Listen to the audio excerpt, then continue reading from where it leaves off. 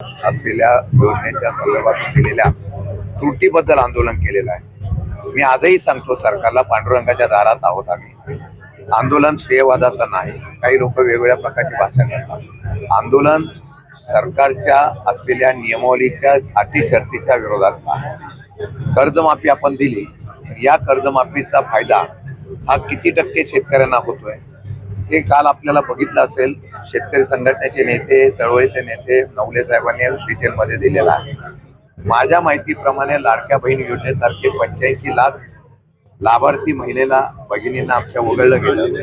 तसं योजना जाहीर करायची, त्या योजनेतून जितके रद्द करता येईल आणि सरकारी पैसा वाजवता येईल तेवढा प्रयत्न करतायत, अशी तक्रार, अशी चर्चा शेतकऱ्यांची आहे। म्हणून शेतकऱ्यांच्या असलेल्या विचाराला आणि त्यांच्या मागण्याला आवाज उठवण्याचा प्रयत्न आज रोहित पवार करतायत। मला वाटतं महाराष्ट्रातून आता त्यांना पाठिंबा भेटतोय। आपल्या वतीने मी सरकारला विनंती केली, मुख्यमंत्री असतील, कृषी मंत्री, सर्वांना, आम्हाला श्रेयवाद नको आहे। खरं म्हणतं तर हा महाराष्ट्राचा बळीराजा हा गेल्या अनेक वर्षापासून अडचणीत आहे। येणारा काळ सुद्धा दुष्काळाचा प्रचंड आहे। त्या दुष्काळाच्या परिस्थितीमध्ये परत हा बळीराजा कोलमडला, अनेक आत्महत्या होऊ शकतात। आणि म्हणून आपल्याकडे काही लोक म्हणतात की कर्ज फार आहे सरकारच्या तिजोरीवर, अजून 1 लाख कोटी काढलं आणि ते सरकारच्या तिजोरीवर जरी बोजा पडला आणि तो बळीराजासाठी पडला तर विरोधक जरी आम्ही असलो तर त्यामध्ये कुठल्याही प्रकारचा त्यांच्या विरोधात आवाज उठवणार नाही। परंतु तुमच्या अटी शर्ती एवढ्या आहेत, सरसकट जेव्हापासून 2017, 19, 24 पासून जेवढ्या तुम्हाला कर्जमाफीच्या योजना जाहीर झाल्या, जे शेतकरी लाभार्थी होते ते मिळाले नाही। तुम्ही 50,000, 2 लाख नियमित कर्ज भरा, तो नियमित कर्ज भरेल, त्यांनी हप्ते भरलेले असतील त्याला परत कर्जमाफी, हे सगळ्या अटी शर्ती काढाव्या। सरसकट 2 लाख कर्जमाफी करावी, त्याच्यासाठी नियम बनवावे आणि तशी योजना जाहीर करावी अशी मागणी। सरकार निवडणुकीत मग्न आहे का? याकडे लक्ष द्यायला वेळ 100%। मला एक सांगा, आता आचारसंहितेचं कारण सांगतात, परंतु कॅबिनेटमध्ये निर्णय झाला की सरकारने कॅबिनेटमध्ये कर्जमाफीचा निर्णय घेतला तेव्हा आचारसंहिता कुठे होती? आचारसंहितेचा GR काढायचा तो इम्प्लिमेंट तुम्ही आचारसंहितेनंतर करणार आहे ना, मग निवडणूक आयोगाने तुम्हाला परवानगी दिलेली आहे। आता एखाद्या पक्षाचा लोकप्रतिनिधी तिथं आंदोलनाला बसला म्हणून तो लांबवत नेऊ नये अशी विरोधकांचा आवाज विरोधक उभा करतो ना, तो लांबवत नेऊ नये अशी आमची प्रामुख्याने विनंती सरकारला हात जोडून। आज संध्याकाळपर्यंत निर्णय नाही झाल्यास रोहित पवारांनी नागपूर पायरीजवळ आंदोलन करण्याचा इशारा दिलेला आहे। याच्यामुळे सरकारवर दबाव पडेल किंवा सरकार निर्णय घेईल काय? आज आम्ही बरेच लोक या आंदोलनाला पाठिंबा द्यायला रोजच्या रोज येत आहेत। नेते मंडळ येतात, विविध पक्षाचे नेते मंडळ येतात, आता काँग्रेसचे लोक पासून सगळे आलेले आहेत। मी तुम्हाला एवढंच सांगू इच्छितो, आंदोलनाची दखल घेतली नाही तर राज्यभर आंदोलनाचे पडसाद उमटतील। सरकारने यातून मार्ग काढावा। निवडणुका होतात जातात, पण त्या निवडणुकीला उभं करणारा, महाराष्ट्राला उभं करणारा शेतकरी आहे, त्याकडे प्रामाणिकपणे त्यांनी लक्ष द्यावं।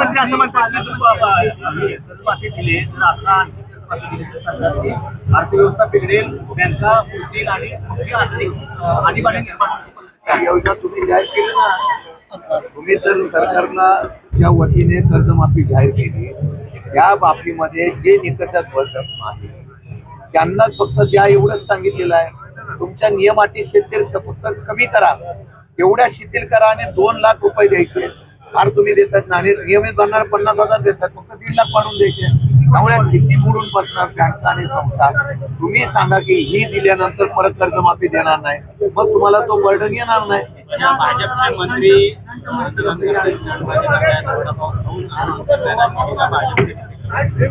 असं आहे की शेवटी पांडुरंगाच्या समोर ज्यावेळेला आंदोलन होतं ते देवाला स्मरून होतं।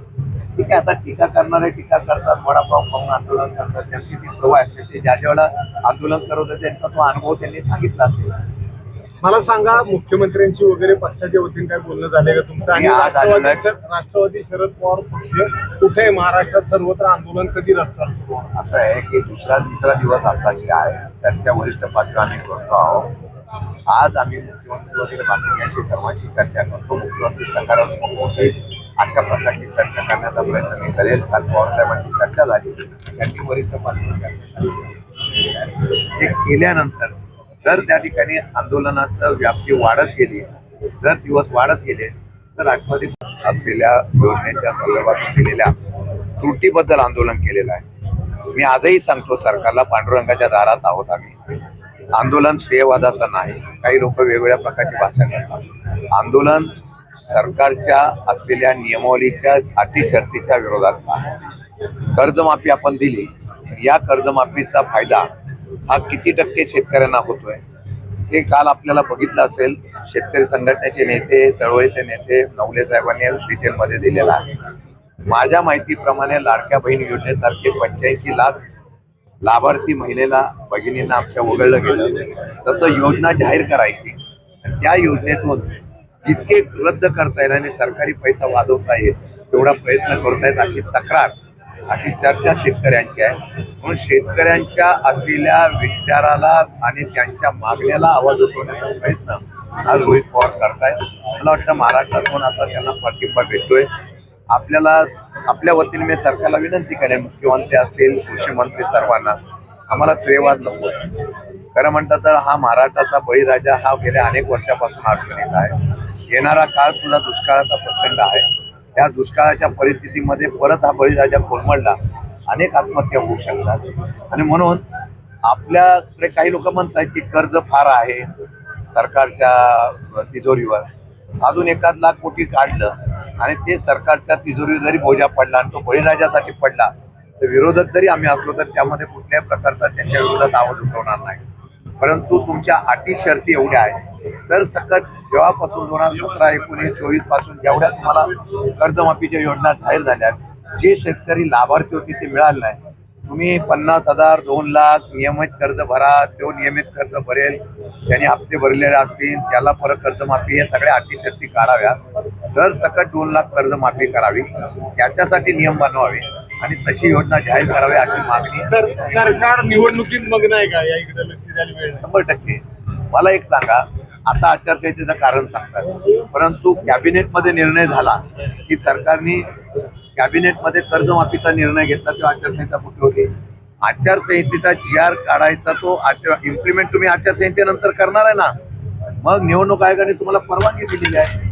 आता एखाद्या पक्षाचा लोकप्रतिनिधी तिथं आंदोलनाला बसला म्हणून तो लांबवत नेऊ नये अशी विरोधकांचा आवाज विरोधक उभा करतो ना, तो लांबवत नेऊ नये अशी आमची प्रामुख्याने विनंती सरकारला हात जोडून. आज संध्याकाळपर्यंत निर्णय नाही झाल्यास रोहित पवारांनी नागपूर पायरीजवळ आंदोलन करण्याचा इशारा दिलेला आहे.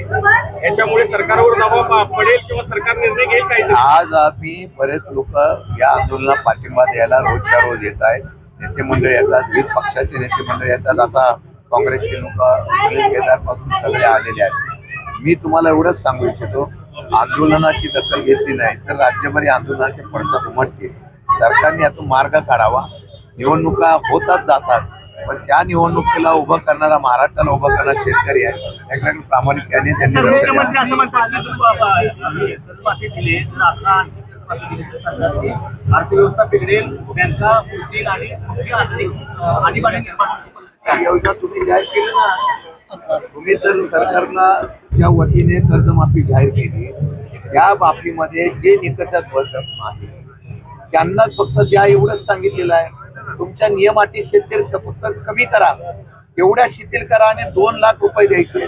फार तुम्ही देतात ना, आणि नियमित भरणार 50,000 देतात, फक्त 1.5 लाख वाढून द्यायचे. त्यामुळे किती बुडून बसणार बँका आणि संस्था. तुम्ही सांगा की ही दिल्यानंतर परत कर्जमाफी देणार नाही, मग तुम्हाला तो बर्डन येणार नाही. भाजपचे मंत्री